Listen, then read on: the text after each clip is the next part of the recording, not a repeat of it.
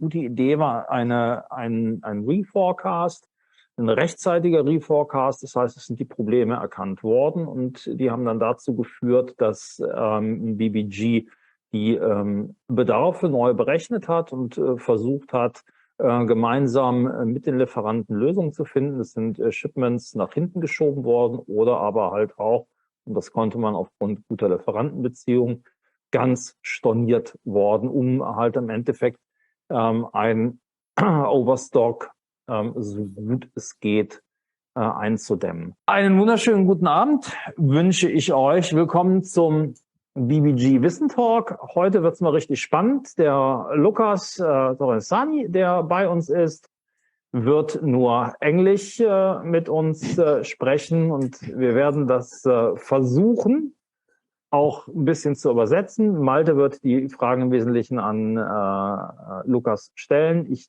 auch ein klein wenig. Ich versuche dann die Übersetzung ein bisschen zu machen. Ja, wir sind gespannt, wie das klappen wird. Wir haben uns gedacht, okay, probieren wir es einfach mal. Im Nachgang werden wir wissen, ob es funktioniert oder ob es nicht funktioniert. Ja, der Lukas ist Category Manager bei der Chef. Der Chef sogar.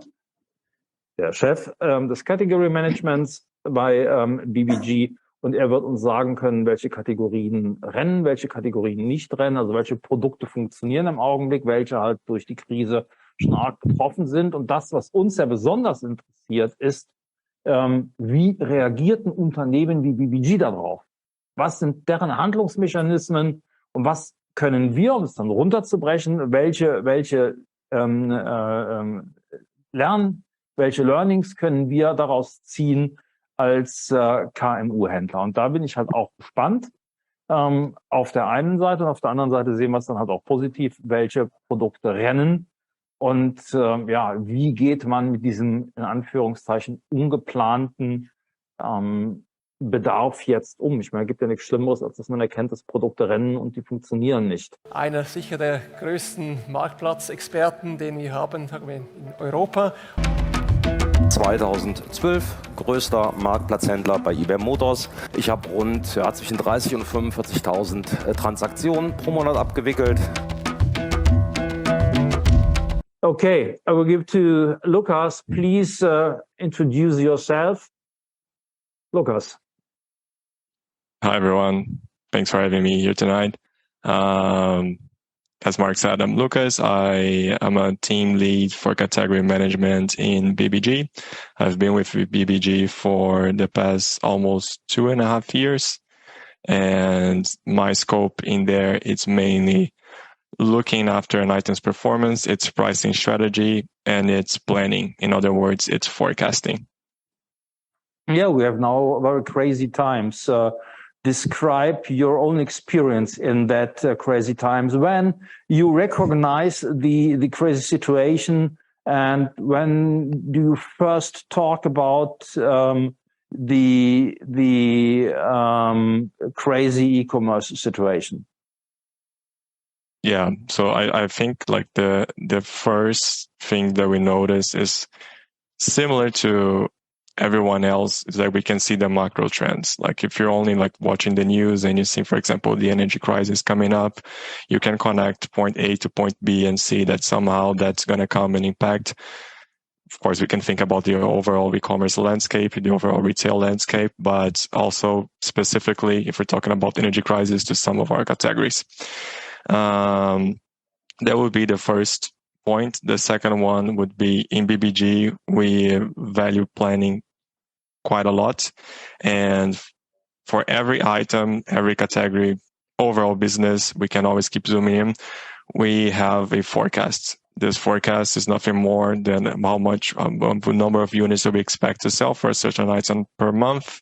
And it's our main KPI. In my team is our main KPI, and we're always checking it. So if we're seeing high deviations, either positively or negatively from what we initially expected from the performance of an item in a category, that's going to flag our radar, and we're going to jump in. And what's happening this year, it's a very good example of things falling out of the forecast and us having to act quite promptly. Yeah. Did you see with the upcoming news in January, February, the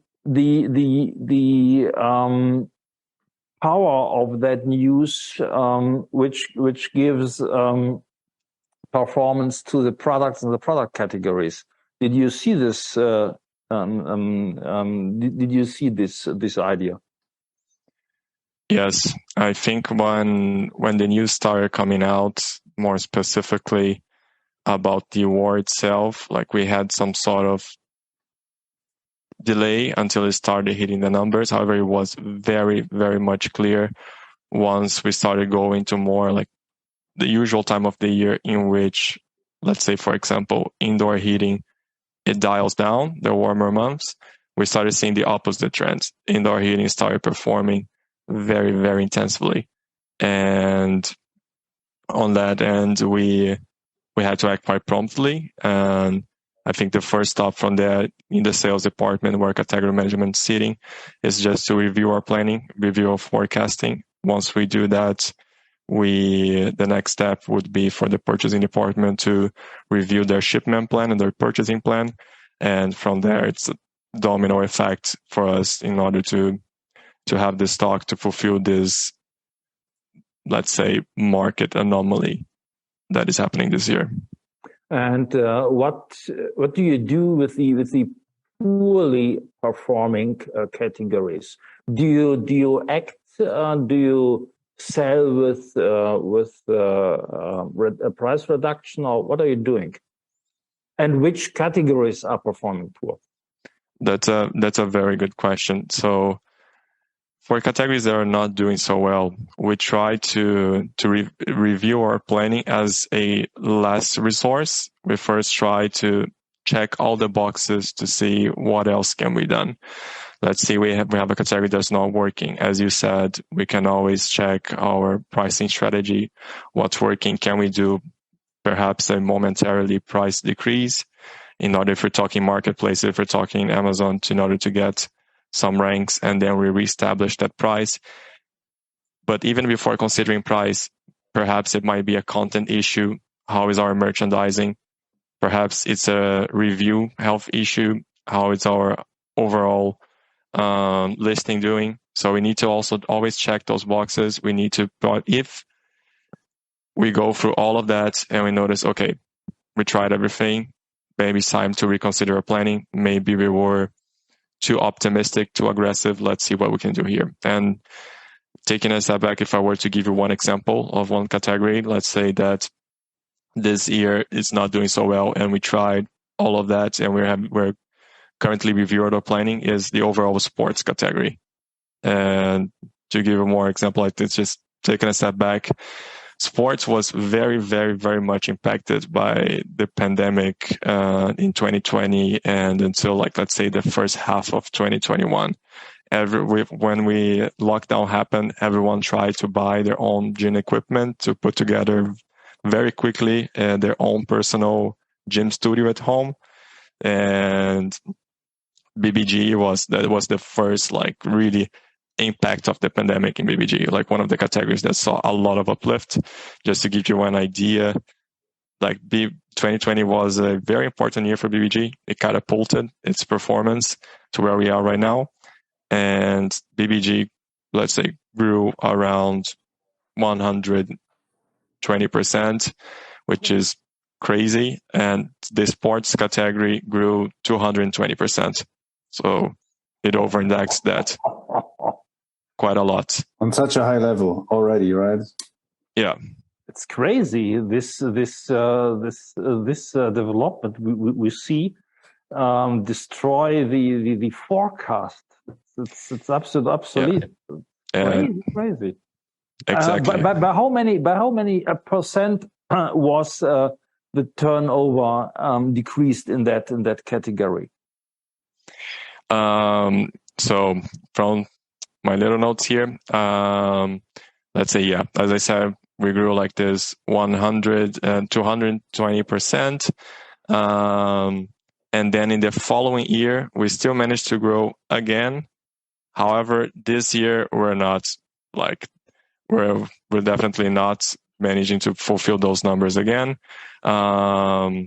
And that's the overall challenge. When you have such an intense spike, and going back to planning, how can you leverage what is a market anomaly, a temporary spur, and what is perhaps a change in the customer behavior, like somebody that is going to have a lingering effect and it's just going to stay there. More or less, e-commerce in general. We see that e-commerce it's a habit that grows and grows and grows.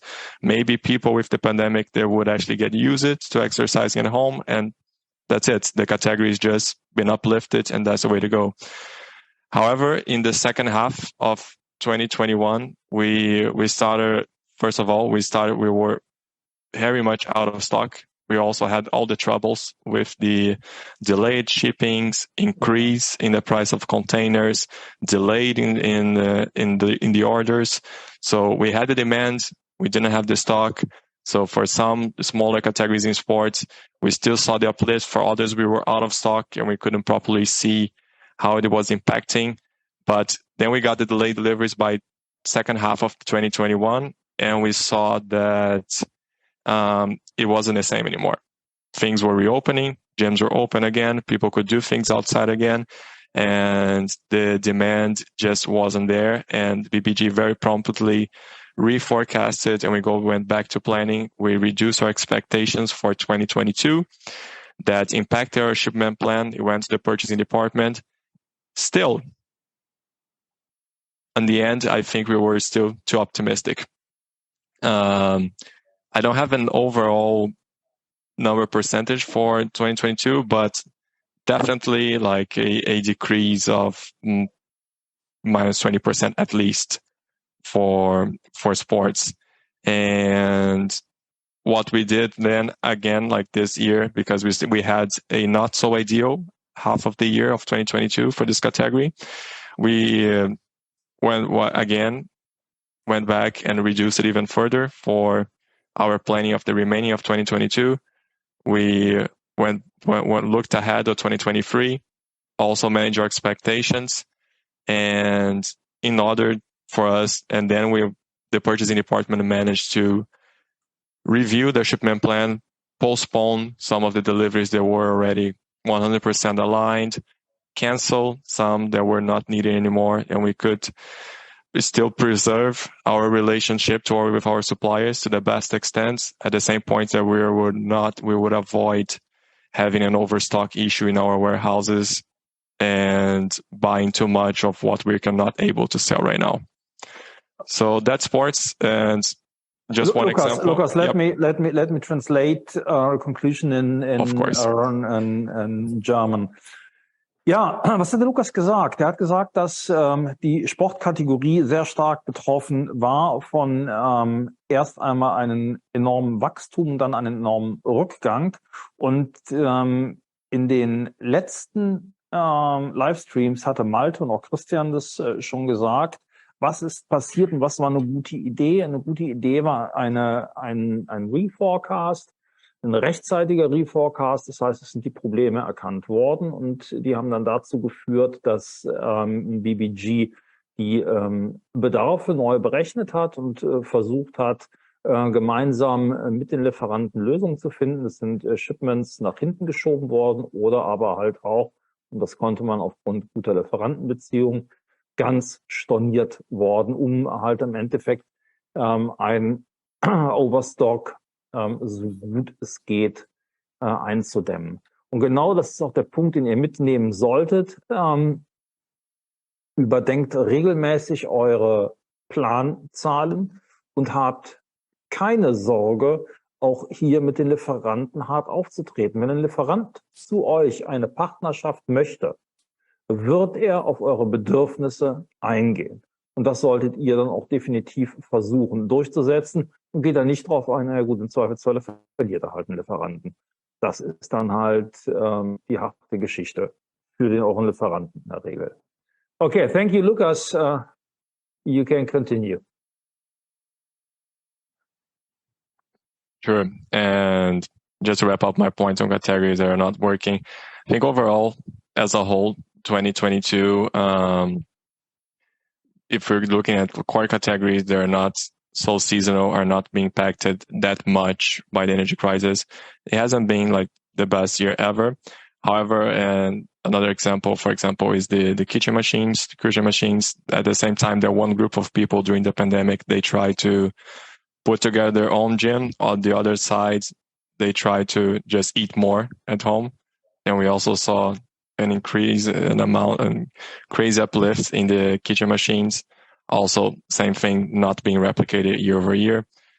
Same case of 120% growth from 2020 to in comparison to 19, only 25%, 21 to 20, and this year also negative growth.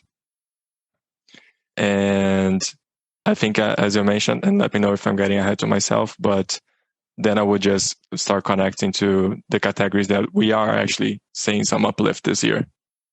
You're seeing uplift, yeah. As we already hinted, like one thing that we can talk about that is going exceeding everyone's expectations this year. It's heating, not for the best reasons. Since we're having the energy crisis, we're all unsure about our gas supplies until the end of the year. So since the months of April, between April and June, we saw this massive uplift in categories such as convectors, radiators, electric blankets. So things that are directly related to the energy crisis itself.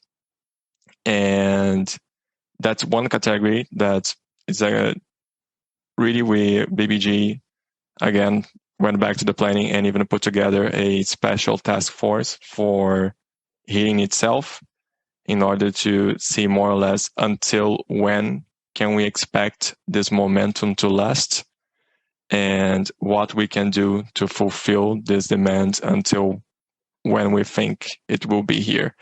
And it is something that we are also going to approach when it comes to the tip side. One of the most important things in what I'm saying is that planning, it's something that you need to do it initially. You need to do it in a data-driven way, but you need to revisit and you need to verify it and make it plausible periodically, because we live in a world that it's really hard to have a crystal ball and prevent things. So the best we can do is to just have a data-driven way to plan ahead and make the changes along the way.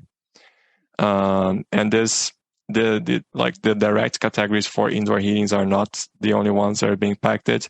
If we have anything else that even is a home appliances, so we have like hot plates, so kind of like this mini oven that, for example, if you're just traveling with your van, you can take it and use it to cook.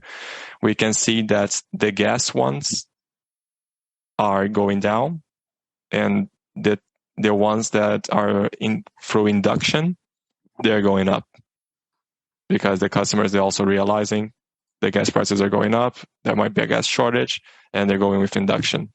So that's one example of categories that we're seeing that actually they have a greater demand than we were expecting. I think you have to forecast. You have to rethink your forecast in these categories too. But in another way, you have to increase your orders. Yeah. Yes.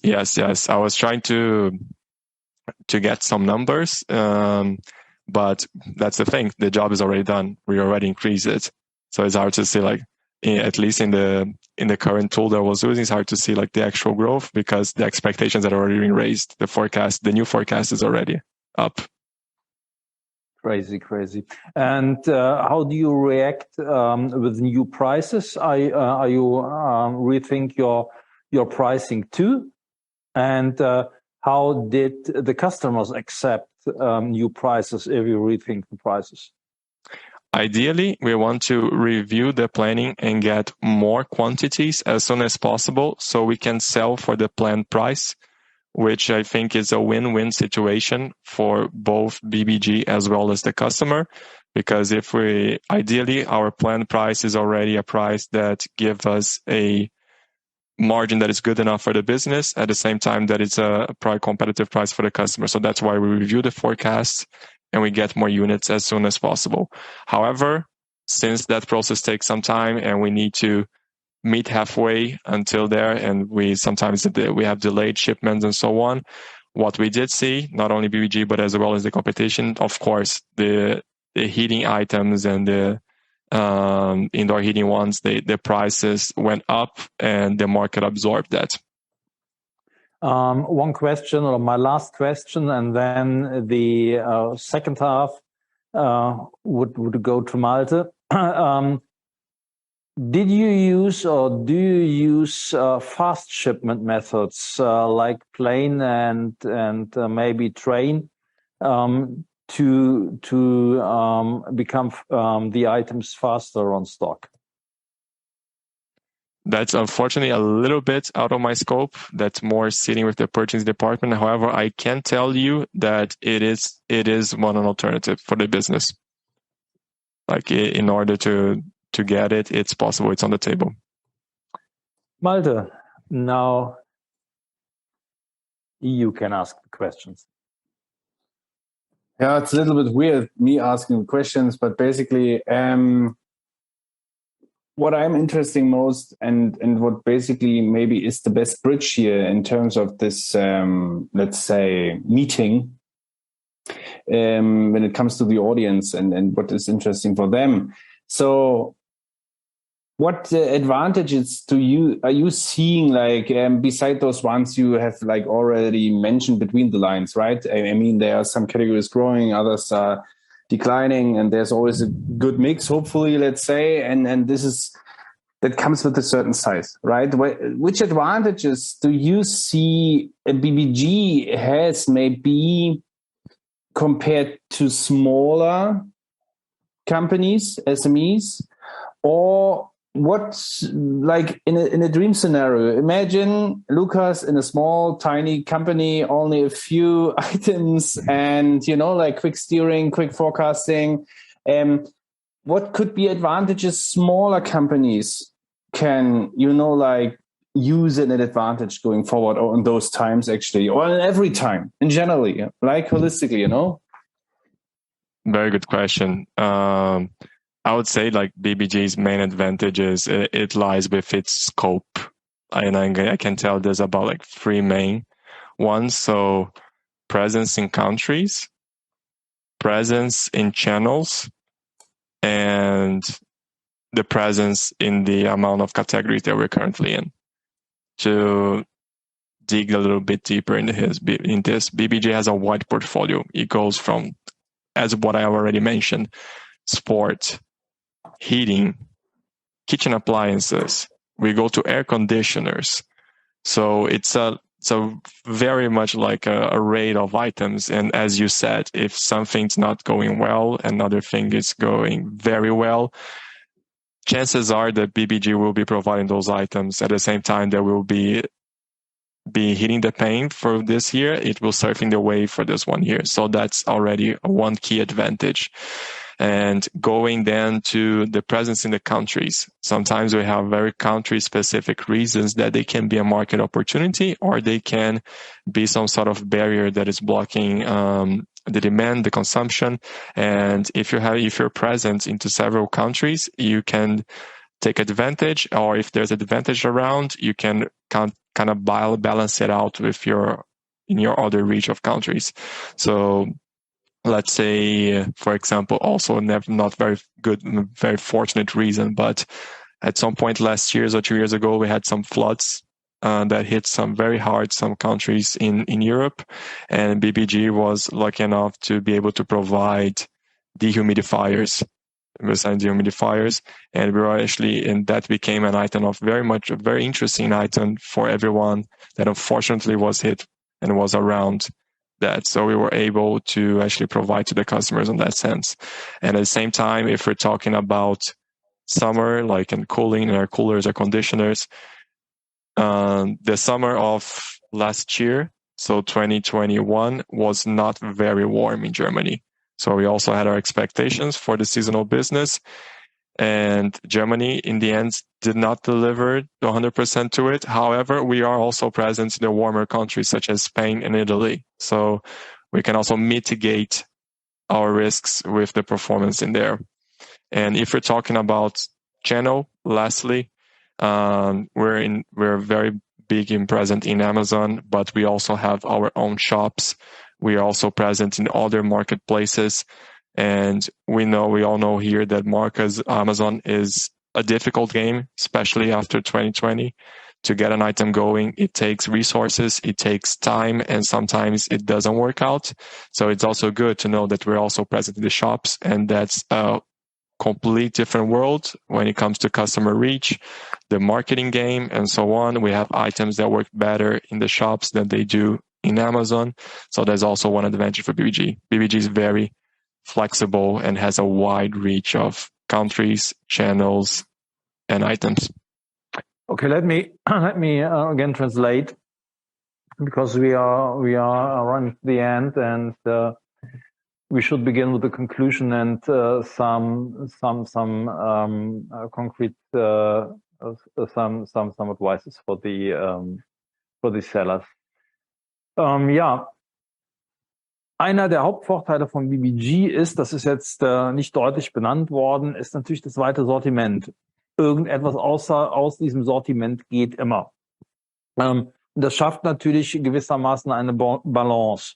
Für euch, die diese Sortimentstiefe oder Breite nicht haben, bedeutet es aber, dass ihr im Grunde genommen relativ schnell und zügig Sortimentswechsel vollziehen können solltet. Hier ist mit Sicherheit dann eine Limitierung, das sind die finanziellen Möglichkeiten, die hatten wir in einem anderen Talk schon besprochen. Hier kann man sich finanzieren, und ein weiterer Punkt ist natürlich der regionalen Bedürfnisse. Da hatten wir jetzt gerade eben das Flutbeispiel. Wir hatten aber auch den Sommer, der in Deutschland 2021 war, es nicht so gut gelaufen ist, das Klimageräte etc. Die waren nicht gerade die Bringer auf der einen Seite. Auf der anderen Seite kann man aber dann Märkte bedienen, wie zum Beispiel Italien und Spanien, wo diese Produkte dann halt eher rennen. Der Punkt ist der, dass ihr hier eine unfassbare Flexibilität braucht im Mindset. Und das ist tatsächlich auch der Punkt, den hatte ich heute im frühen Abend außerhalb jetzt unseres Streams besprochen, dass ein Kennzeichen von der BBG die enorme Flexibilität und Geschwindigkeit ist, ein Schiff, was ja auch nicht mehr so ganz klein ist, gedreht zu bekommen.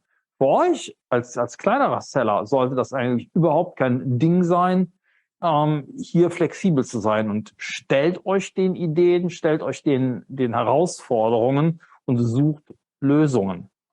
Sorry, Malte, you again. For you. Yeah. Okay. Second half of my last question. Maybe it's the last question, anyways. Yeah. Like, do you see? And you have now, of course, you have to say there are some. Do you see some advantages, like for like smaller entities, smaller companies, smaller sellers? Not only like tiny ones. Yeah. I mean, simply smaller than the BBG. Maybe are there advantages as well, or is it only a downside to be small in the game? As you already hinted, there are advantages. And yeah, I think the first one that pops into my head is BBG is flexible, it's big, it has a wide range. However, it is a big company, and if you're talking about a smaller company being a smaller seller, you can be more agile. You can have have speedy reactions to trends. You can so you can have more quicker processes. It's one thing. It's only one thing, but it's a very important one. You can get decisions done faster, and at the same time, I'm talking about a wide array of ranges, but it's also has a lot of value if you have your niche and your expertise in a small subset of products, and you invest and you become you gain the market share and you get the ranks, and you're that market expert in that one specific product or subset of a product. So I think that lies a lot of value for being a smaller seller. And since we're almost already around time, I would connect that to my tips section. Also on that note, getting there, if you're a smaller seller, how to evaluate your assortment and see if everything makes sense, if you're in the right subset of items. I think with COVID in 2020, a lot of competitors joined the market, especially the Amazon one, and it's a lot more competitive. However, one silver lining is that we have a lot more insights in the forms of tools and add-ons that we can dig deep and gather lots of information. So I think data, overall information on the market, it's very accessible and we can get very full, meaningful insights. I think the tools that BBG currently uses are pretty much the same ones that a smaller seller can and should be using. Add-ons for your browser can already give you meaningful insights on your ranks and the information, the importance that data has in you in selecting your assortment.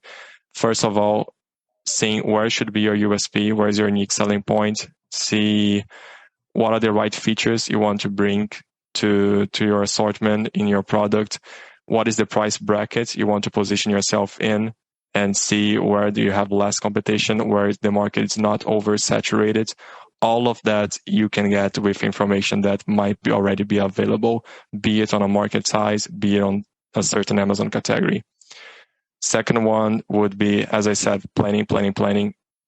Be ahead of your planning, and first try to have your idea of where you want to be with a specific item with your assortment 1 year in advance.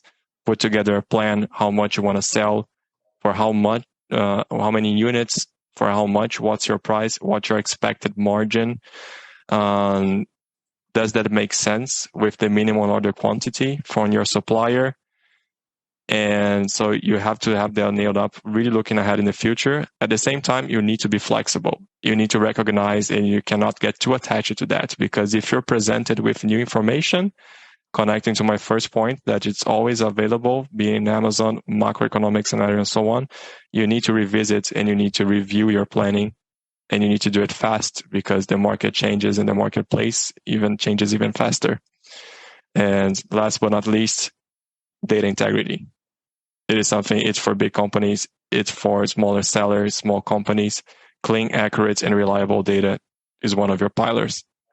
Like, I think Malte can talk a lot about Amazon, but like getting a good API and building system for last, in case your portfolio grows and make it scalable with accurate data, be on your margin, on your run rate, on your next deliveries, on your shipment tracking, essential.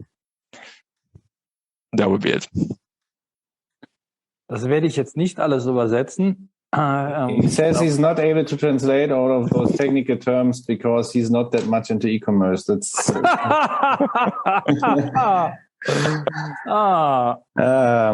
Mark. Okay, try to translate, Mark, to like at least maybe last assumptions. We have a question. We have a question. Ja, bevor wir aufhören, wir haben noch eine Frage. Hi Marc, wir haben sehr gute Erfahrung mit in der Kategorie Drogerie und Bad. Gruß an Malte und auch an Lukas vom Mutlu. Das war jetzt noch keine Frage, sorry, es war ein Kommentar. Und Grüße an euch. Greetings to both of you. And the seller told us that he has very good experiences in, I don't know, Drogerie, what's the Grocery, yeah, and Bath. Okay, wir sind durch. Wir haben sogar tatsächlich 3 Minuten überzogen. Lukas, thank you. Malte, auch vielen Dank für deine Unterstützung. Und ganz lieben Dank an die Zuschauer. Und wir hören jetzt auf. Bye, bye. Bye, guys. Bye, bye.